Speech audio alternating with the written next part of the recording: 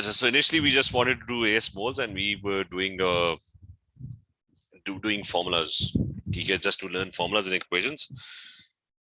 So we talked about making formulas of ionic compound and ionic lattices, positive and negative ions all joining up in a lattice form and forming this giant ionic lattice. So you had positive ions and negative ions, and you do crisscross, you get the formula, and we started learning about the properties of ionic lattices. Now the next, and just one second, let me leave a message.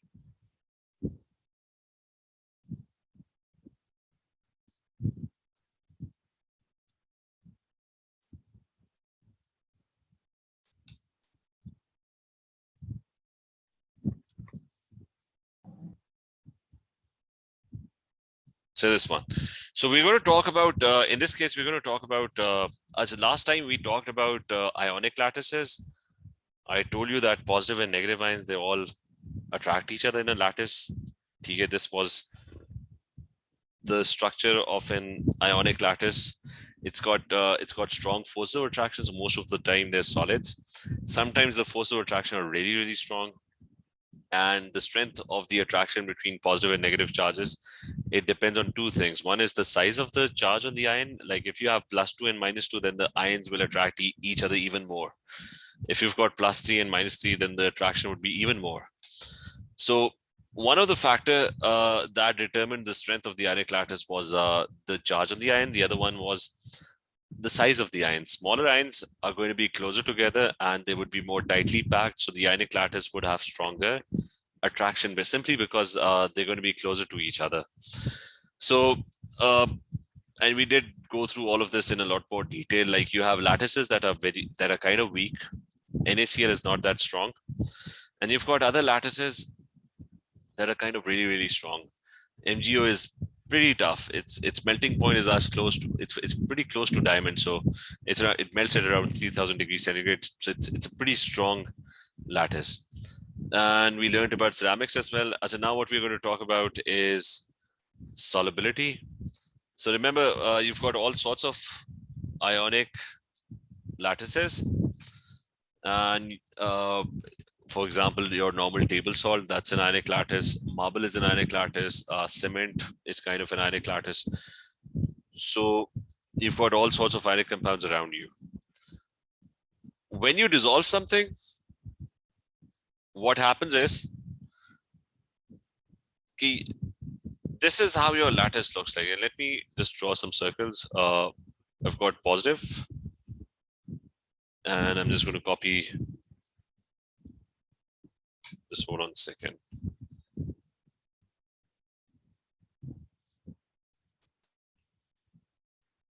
So I'll have a bunch of positive and negative ions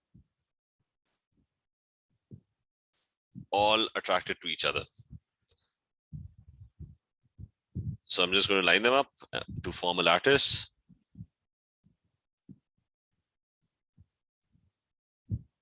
And here's my sixth. So let's assume that this is a tiny crystal of an ionic compound. Let's assume this is NaCl. So Na is +1, and you've got Cl, which is -1. You've got +1, you've got -1, and they're all alternatingly arranged. So what exactly happens when you dissolve them? Like when you dissolve your normal table salt in water, why does it all of a sudden just disappear? So here's your water. So when you add this crystal in the water, you start stirring it. Now all these ions were attracted to each other. The positive and negative ions were all attracted to each other. But as soon as you start to vigorously stir them, the ions, they start to scatter. Because of your vigorous stirring, the bonds are going to break. So one of the ions. So one of the ions will drift away from the lattice because you're stirring it vigorously. The other ions would also kind of slowly drift away in different directions. And they'll all get scattered in water. And your ionic lattice would slowly dissociate. This is what happens when you dissolve an ionic compound in water. Your vigorous stirring has completely dissociated the lattice. So ionic compounds dissociate in aqueous state. Is this clear? Mars, is this clear? Sidra, is this clear? Yes. So ionic compounds dissociate in aqueous state. And when they dissociate, the ions completely get scattered. So this is what happens. This is where that white salt disappears. Like when you add it to water, you get a colorless solution because all the ions, all the particles, right at this tiniest ion, they've completely gotten scattered in water. And they can't join again. What's the reason for them not joining again? Because you've got lots and lots of water molecules in between, like billions of them. They are now, let's assume it's a dilute solution. So you've got billions of water molecules that are coming in the way. So it would be kind of impossible for them. This is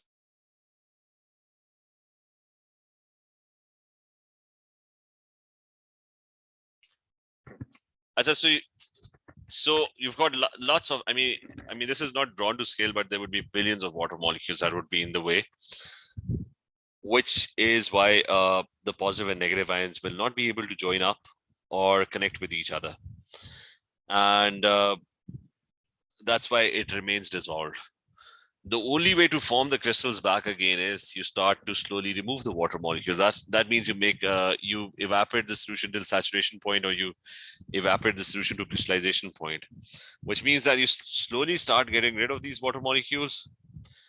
If you get rid of enough water molecules, crystallization would start happening. The positive and negative ions will start to join up again, and they would form the crystal back again. So that would be the reverse. That would be the opposite.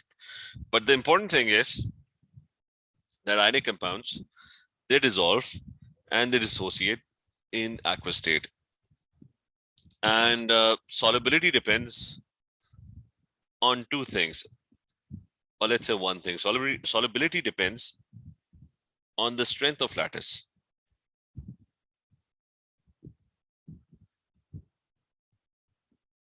So it depends on how strong your lattice is.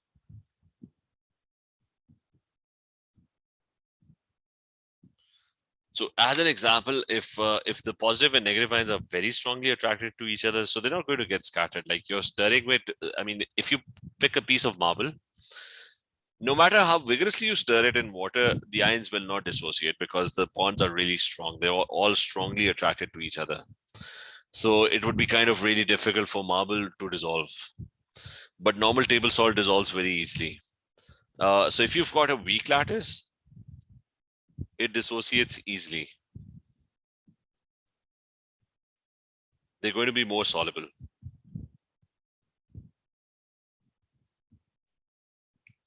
Vice versa, if you've got a strong lattice, then no matter how much you stir, it's not going to be very soluble. It's going to be less soluble. So is this clear? Everyone, is this clear? Ariba, is this clear? Osman, Amna, is this clear? So just this thing, TK, I just wanted to discuss this property. There's a solubility table that you're going to study later on. So remember what it means when an ionic compound dissolves in water.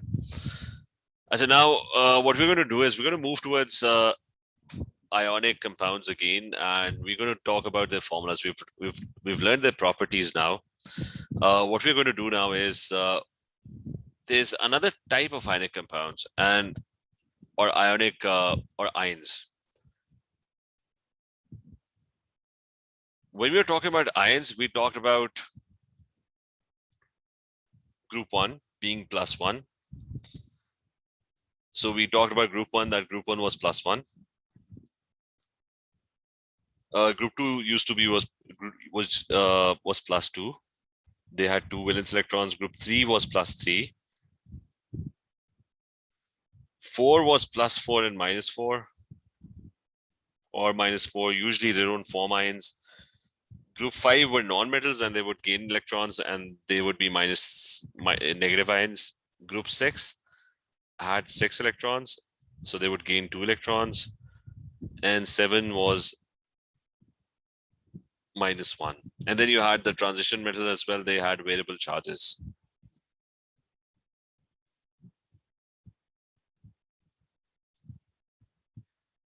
So they had variable charges. Now there's another class of ions which are known as polyatomic ions. Sometimes they're referred to as radicals. So you've got another class of ions, polyatomic ions. What are they? They're basically molecules. Like they're not atoms, they're actually molecules that end up gaining or losing electrons.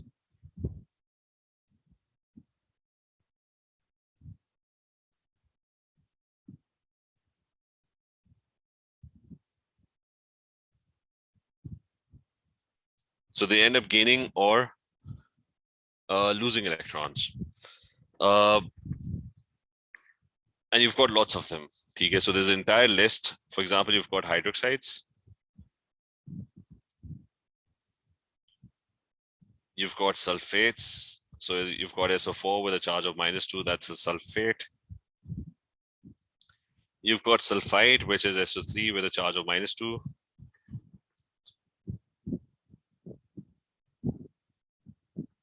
You've got nitrates. So I'm going to write down the entire list. NO3 is -1, that's a nitrate. And you're going to have nitrites, which are NO2 with a charge of -1.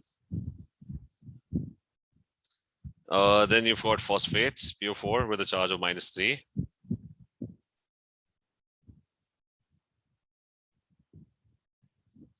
And you've got phosphites.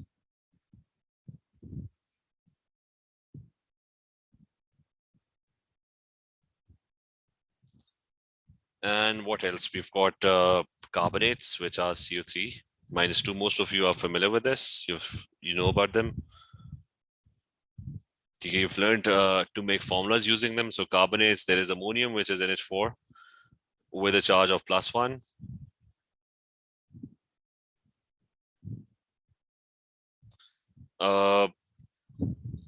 There is hydrogen carbonate.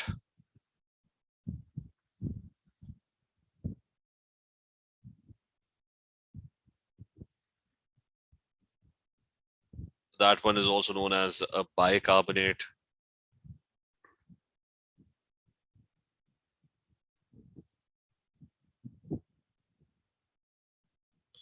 You've got other ones. You've got hydrogen sulfate, which is HSO4 -1. Okay, so I'm going to write down all the polyatomic ions that you're already familiar with, that you've already studied, which you have to memorize. These ions are very common and they have to be memorized. They're present in a lot of compounds.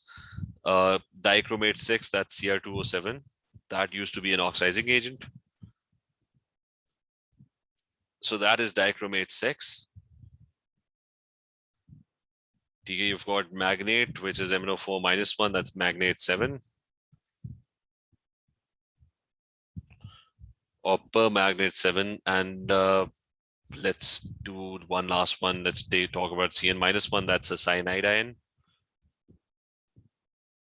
So anyways, this is a list of ions, of polyatomic ions. These are molecules that end up gaining and losing electrons to form ions. This list has to be memorized. I mean, it should be on your fingertips. Like if anyone talks about phosphate, you should immediately know what a phosphate is. It's PO4 with a charge of -3. So these ions and their list, that has to be completely memorized. Now, one question with this is, one important thing about this is, how are these polyatomic ions formed in the first place? That molecules that end up gaining or losing electrons. Now, most of you don't know how sulfate, I mean, why does sulfate exist, or why is there a hydroxide ion? So I'm just going to talk a bit about these. First thing is write them down, especially on the front of your copy, so that you can memorize all this stuff. So I'm going to talk about, let's talk about one polyatomic ion. Like what happens, why does a molecule end up gaining or losing electrons? So I'm going to talk about a hydroxide ion. So hydroxide ion has two non-metals. It's got, I'm going to make the molecule of water first. So you've got oxygen.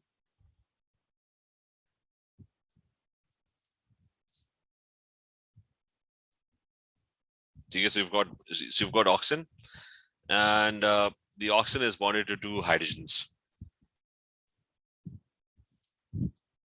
So let's say there's one hydrogen. The hydrogen atoms are smaller, so I'm going to just decrease the size of this thing.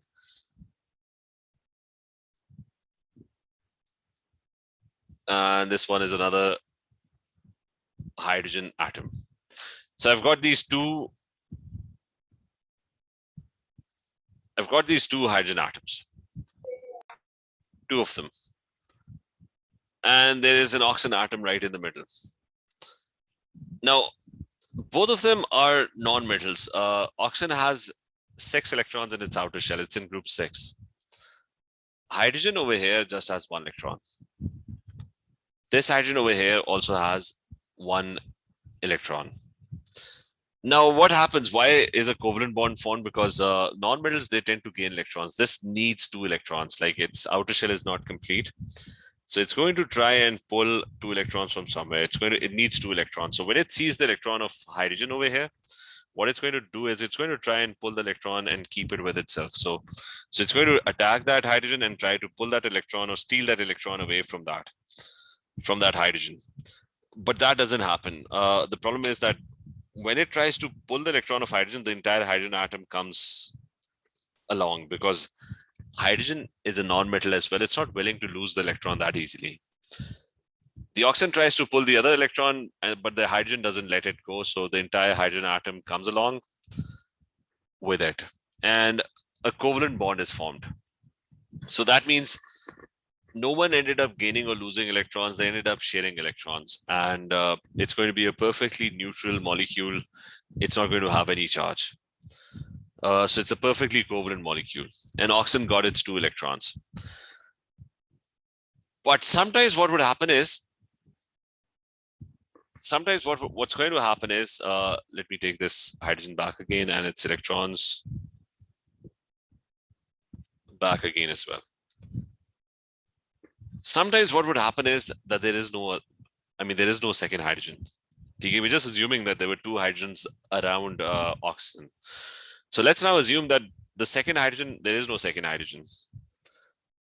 So the problem now is oxygen got 1 of its electrons from hydrogen, but its outer shell is still not complete. It still needs 1 more electron now. So what if there is a metal that's somewhere?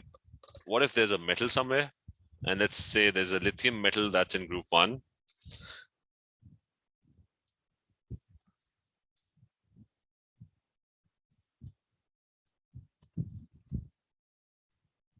So I've got, and let me,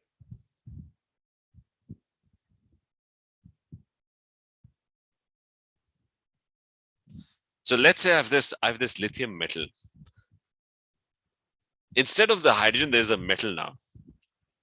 And lithium is group 1, so it's got 3 protons, it's got 3 electrons. Now oxygen is going to try and steal the electron from this lithium atom as well. Lithium is a group 1. It's a group 1 metal. Now the problem with metals is that they really like to lose electrons. So when oxygen tries to pull the electron from this lithium atom, lithium is just going to lose that electron. It's just going to give that electron to oxygen, and oxygen will get its outer shell complete. The metal would end up losing electrons. Metals, they always lose electrons. They have this tendency to lose electrons. They always lose electrons to other atoms. So lithium will get a charge of +1. And this oxygen over here ended up gaining an electron from outside. It ended up completing its outer shell, but it ended up gaining electron from outside. So it's going to get a negative charge. That's how a polyatomic ion is formed. If there was hydrogen involved, it wouldn't be an ion. No one would end up gaining or losing electrons. But oxygen tried to get its second electron from lithium, and lithium ended up losing that electron to oxygen. So this OH molecule ended up gaining an electron from outside, and it became an ion which was -1, and that's your hydroxide ion over here. Okay, is this point clear? Okay, what's the backstory of these polyatomic ions? Emma, is this clear? Amna, Ariba, is this clear? Mars? Sir, can you explain it again? So that problem. नहीं सारा? जल्दी से मतलब नहीं brief दे दे थोड़ा सा polyatomic ion के. नहीं, it was just this ke oxygen needs how many electrons? It needs 8 electrons in its outer shell, right? So how many electrons? Yes. How many electrons are missing at the moment? There's just one, right? One is required. So 1 electron is required, right? The problem is, if there was another, I mean, if you didn't have lithium, if you had some other thing, if you had some other substance like a hydrogen atom, so it wouldn't form an ion. The hydrogen atom would, what the hydrogen atom would do is, the hydrogen atom just has 1 electron. So non-metals, they always share electrons. So if oxygen needs an electron, the hydrogen atom would come along and give 1 electron to oxygen, right? So it wouldn't be gaining or losing electrons. Instead, they would be sharing electrons, and there would be no negative charge. Is this point clear? Yes. The thing is that when you have a metal involved, the problem with metals is, and let me remove this.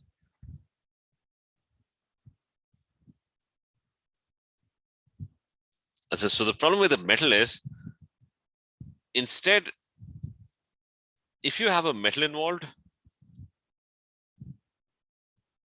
metals have this tendency to lose electrons. So oxygen will try to pull an electron from the metal. Metals always like to form positive ions, and they always like to lose electrons to other things. So if oxygen tries to pull an electron from lithium, the lithium will give the electron to it. So the molecule that was being formed, it has now changed into an ion because it has ended up gaining an electron from lithium. And lithium becomes +1 because it lost electron, and this OH thing became -1. Is this clear? Yes. So I'm just giving a backstory. I mean, you don't have to go into a lot of detail about this. What I'm just saying is that sometimes molecules end up gaining or losing electrons when they form and they turn into ions. So all these sulfates, nitrates, carbonates were basically molecules, and the outer shell electrons were not getting completed. So they ended up gaining or losing electrons from somewhere, and they eventually turn into ions. What you just need to know is you need to remember the formula of these ions, each one of them. Okay, and remember, we're going to make more formulas with this. We did that the formula of an ionic compound is that you have a positive ion that is bonded to a negative ion, and a lattice is formed. Mg was in group 2, so it was +2. N was in group 5, so it was -3. And if you did crisscross, the formula was Mg3 and N2. So we're going to do something similar with this one as well, the polyatomic ions. So for example, if I have calcium and nitrate, what would be the formula? Remember, one of them is going to be a positive ion. Calcium is in group 2, so that's +2. Nitrate in the table is NO3 -1. So if I do crisscross, the formula, I mean, if I do crisscross, the formula would be get the 1 over here and the 2 over here. So it's going to be calcium would be 1, and NO3 would be, put a bracket around it, and that's going to be twice. Okay, you're doing the exact crisscross that we did earlier as well. Is this clear? Yes. So for example, if I do aluminium carbonate, then aluminium is in group 3, it has a charge of +3, and carbonate is in the table that we wrote down. Carbonate is what? I mean, where is carbonate? Carbonate is this one. Carbonate has a charge of CO3 and it has a charge of -2. So if you do crisscross, get the 2 over here and the 3 over here. So it's going to be Al would be 2 and CO3 would be thrice. They would be, and remember, we did discuss this in detail. I told you that the formula of an ionic compound represents the ratio in which the ions are going to exist.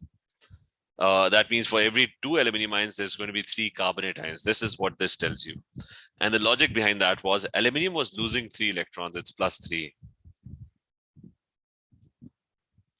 And carbonate was gaining 2 electrons because it was just -2. So the reason we need 2 aluminiums is that the total electrons lost would become 6. And the reason we need 3 carbonate ions is that if you have 3 carbonate ions, then the electrons gained would be 6 as well. So the number of electrons lost and gained, they must be equal. So the ratio of the ions in the lattice would be 2:3. Okay, let's do a couple of more formulas of polyatomic ions. Let's say I have ammonium. So let's say I've got ammonium phosphate.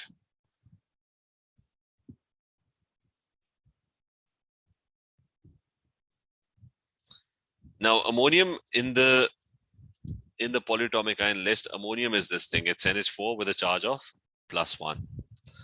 So that is what ammonium is. And phosphate is PO4 with a charge of -3. So if you do crisscross, NH4 would be thrice. There would be 3 NH4s.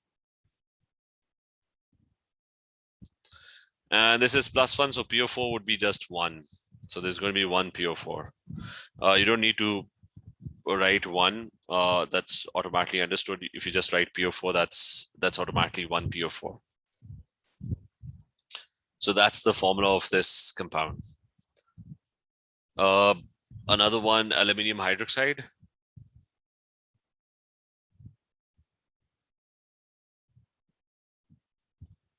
So hydroxide was OH with a charge of 1-.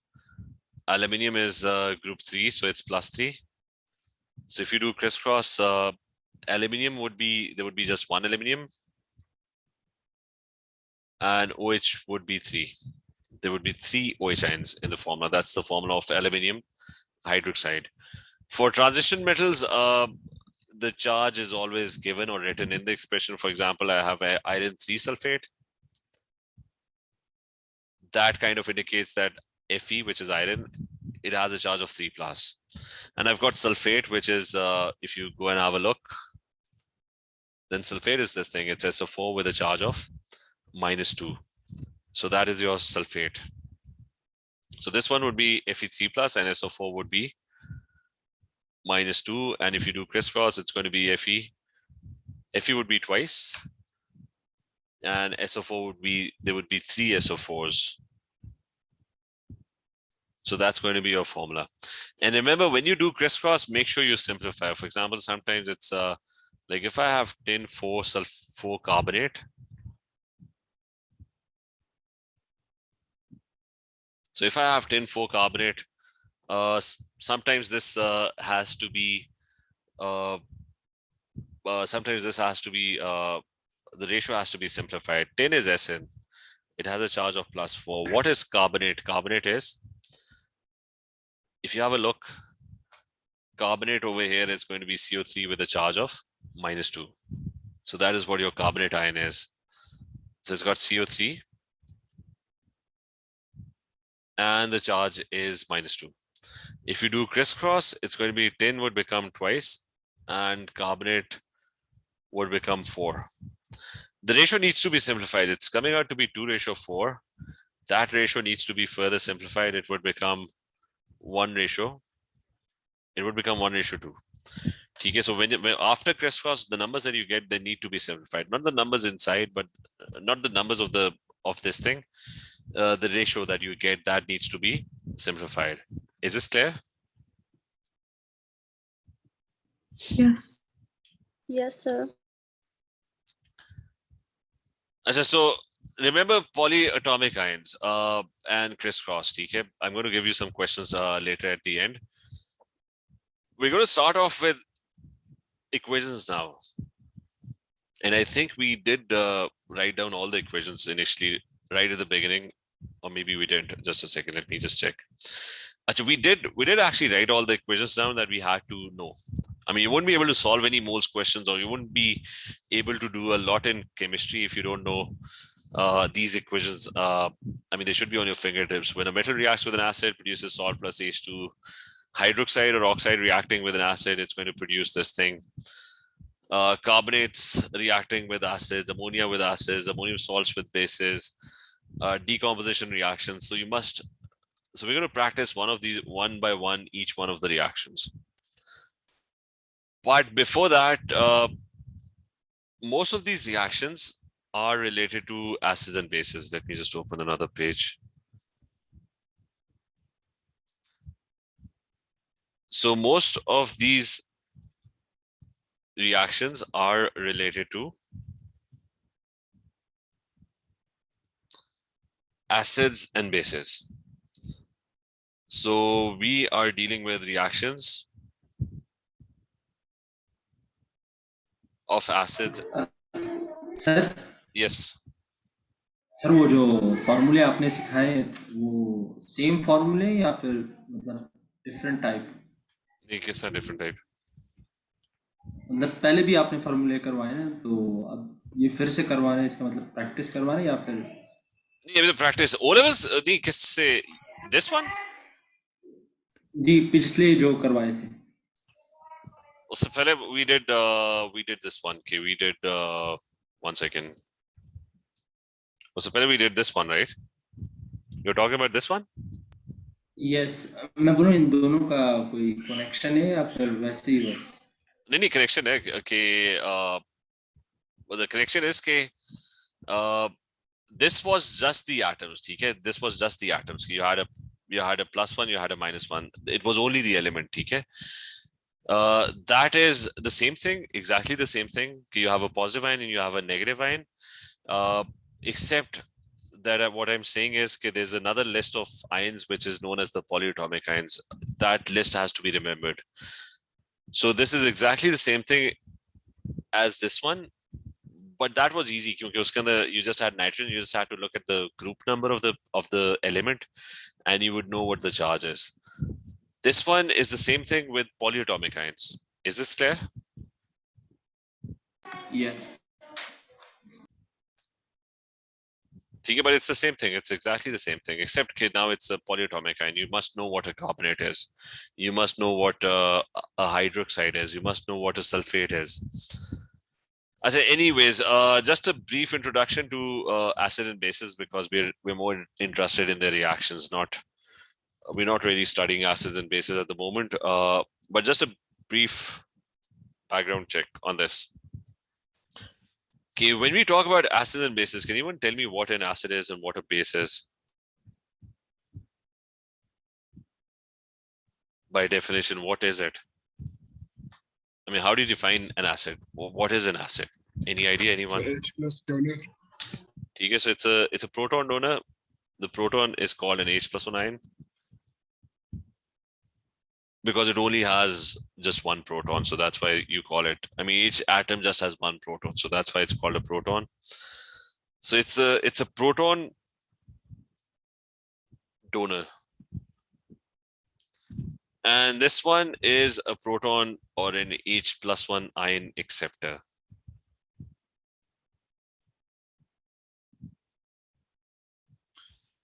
So anything that consumes H+1 ions, any molecule, anything that consumes or removes H+1 ions or gains H+1 ions, that anything that produces H+1 ions or gives off H+1 ions, that is an acid. Like I'll have a molecule, and if that molecule is giving everyone H+1 ions, so that is an acid. Vice versa, if I have a molecule and that molecule has a habit of gaining H+1 ions, like if it sees an H+1 ions, it grabs it and accepts it. So that's what a base is. That's the most basic definition of what an acid and a base are. Now the question is, why is this important? Why is H+1 so important, and why are acids and bases so important? The reason is that what's important is not H+1 ions. water is important. Water is important on planet Earth.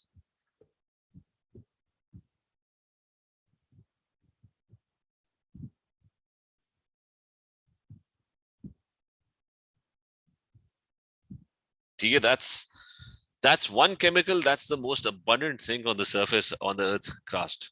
I mean, we are mostly water. 70% of our body mass is mostly water.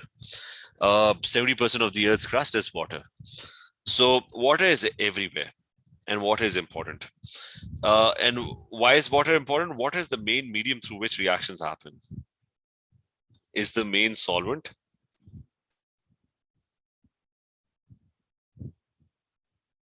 It provides the medium in which particles can bump into each other. For example, I have this beaker, and in that beaker, I've got a substance, and that substance is X. And that substance wants to react with another substance, and that substance is Y. The two of them are swimming in water, and which is why they're able to bump into each other and they're able to collide with each other. Now imagine if there was no water. How would X and Y meet? I mean, it would be impossible for X and Y to sort of collide with each other. So if I remove all the water, then what would happen is, what's going to happen is that X, just a second, so what's going to happen is, sorry. So if I remove all the water, what would happen is that X would be sitting at the bottom, Y would be sitting at the bottom, and they would not be able to interact with each other. They wouldn't be able to move around. This is what happens, like when water is not present, chemistry stops, because chemistry revolves around molecules bumping into each other. Like if you go to a desert, there's nothing happening there. There's no reactions happening. This is the reason why reactions are not happening. The plants are not growing because the particles cannot travel. They need a medium to float around. Okay, for example, if I breathe in oxygen, how does it get to my cells? The oxygen molecules get absorbed by other molecules and they are floating around in my blood. The blood is mostly 90% of the blood is water. So water provides the essential medium in which the particles float around and they're capable of bumping into each other. Okay, that's why there is no chemistry happening on the moon or on Mars. That there is no water and the particles are just not moving around. They're not bumping into each other. Wherever there's water, there's life. There's chemistry of life. A lot of things would be happening. The particles would be traveling around. They would be bumping into each other and they would be colliding with each other. Is this part clear? The importance of water. Yes. Okay. So I'm going to link up water with acids and bases. We're running out of time because this is a big topic, but I'm just going to give you a brief background of why this H+1 is so important. The first thing is you need to learn that water is very important on planet Earth. The entire chemistry revolves around water. Water is the medium. If water is not present, the particles cannot collide. They can't bump into each other.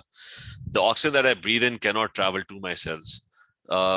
Because the oxygen and the molecules that my red blood cells would not be able to carry the oxygen because they need to float around in water.